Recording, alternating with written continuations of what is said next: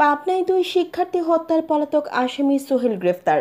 RAB 12 CPC 2 Pabna এর virtually press রিলিজে পাঠানো তথ্যচিত্রে ডেস্ক রিপোর্ট।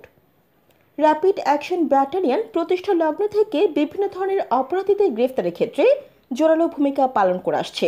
অবৈধ অস্ত্র, গোলাবারুদ উদ্ধার, চাঁদাবাজ, অবৈধ দখলদার, সন্ত্রাসী, খুনি, ছিনতাইকারী, অপহরণ ও প্রতারকদের গ্রেফতার করে দেশের আইনশৃঙ্খলা পরিস্থিতি নিয়ন্ত্রণে রাখতে সদা তৎপর রয়েছে এই বাহিনীটি।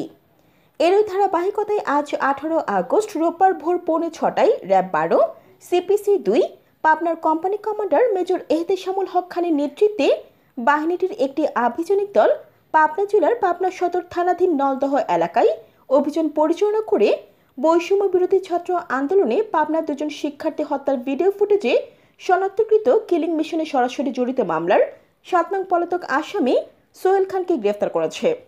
র্যাবের প্রাথমিক জিজ্ঞাসাবাদে সোহেল ঘটনায় জড়িত থাকার বিষয়টি অকপটে স্বীকার করে এবং ভিডিও ফুটেজে নিজেকে শনাক্ত করে। এছাড়াও র্যাবের জিজ্ঞাসাবাদে সে হত্যাকাণ্ডে জড়িত অন্যান্য সন্ত্রাসীদের সম্পর্কেও চাঞ্চল্যকর তথ্য প্রদান করে। উক্ত তথ্যের ভিত্তিতে হত্যাকাণ্ডে জড়িত অন্যান্য সন্ত্রাসী সহ মদতদাতাদের গ্রেফতার অভিযান চলমান থাকবে।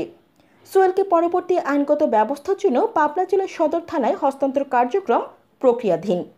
উল্লেখ্য, গত 4 আগস্ট পাবনায় কোটা সংস্কার নিয়ে চলমান বৈষম্য বিরোধী ছাত্র আন্দোলনে পূর্ব পরিকল্পিতভাবে দুর্বৃত্তরা আগ্নেয়াস্ত্রসহ হামলা চালায়। এতে ঘটনাস্থলে পাবনা পলিটেকনিক ইনস্টিটিউটের ইলেকট্রনিক বিভাগের 5ম সেমিস্টারের ছাত্র জাহিদুল ইসলাম ও সিদ্দিক মেমোরিয়াল স্কুলের 9ম শ্রেণীর ছাত্র মাহবুব হাসান নিলয় নামে 2 জন শিক্ষার্থী গুলিবিদ্ধ হয়ে নিহত হন। জানা যায়, জাহিদুল সদর থানাধীন বলরামপুর গ্রামের দুলাল উদ্দিন মাস্টারের ছেলে এবং নিলয় ব্রজনাথপুর গ্রামের আবুল কালামের ছেলে।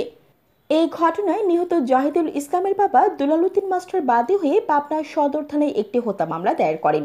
এই হামলায় জাহিদুল ও নিলয় নিহতের ঘটনায় সারা দেশ জুড়ে ব্যাপক নেতিবাচক আলোড়ন সৃষ্টি হয়।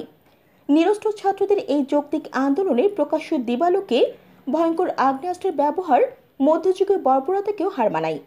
উক্ত ঘটনার পরপরই সন্ত্রাসীদের চিহ্নিত করতে মাঠে নামে পাবনা র্যাবের গোয়েন্দা টিম। ঘটনাস্থলের আশেপাশে সিসিটিভি ফুটেজ এবং সামাজিক যোগাযোগ মাধ্যমে প্রকাশিত ভিডিও সংরক্ষণের মাধ্যমে অস্ত্রধারী সন্ত্রাসীদের নির্ভুলভাবে চিহ্নিত করা হয় এবং সন্ত্রাসীদের গ্রেফতারের জন্য তথ্য প্রযুক্তির সহায়তা নিয়ে সর্বাত্মক অভিযান শুরু হয়। জান্নাতুল আফসানা, CNF-TV। সংস্কার নিয়ে চলমান শান্তিপূর্ণ বৈষম্য বিরোধী ছাত্র আন্দোলনে পূর্ব পরিকল্পিতভাবে দুর্বৃত্তরা CNF-TV, আমাদের দৃষ্টি জুড়ে বাংলাদেশ।